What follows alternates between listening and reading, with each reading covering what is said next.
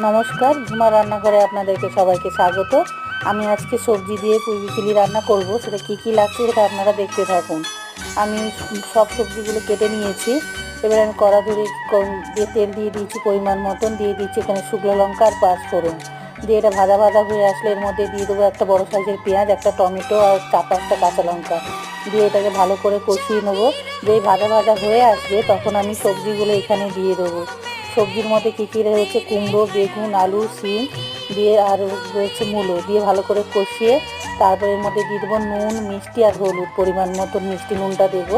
দিয়ে এটা যখন ভাজা ভাজা হয়ে আসবে একটু চাপা দিয়ে দেবো, দিয়ে আবার চাপাটা খুলে এর মধ্যে দিয়ে দেবো পুঁই আর দিয়ে আবার জল দিয়ে চাপা দিয়ে দেবো 10 মিনিটের জন্য। দিয়ে চাপাটা খুলে এবারে নামিয়ে আমি এখানে দিয়ে দেবো সর্ষে বাটা আর ধনে বাটা দিয়ে একটু নাড়াচাড়া করে নামিয়ে নেবো। আমার এটা রেডি হয়ে গেছে।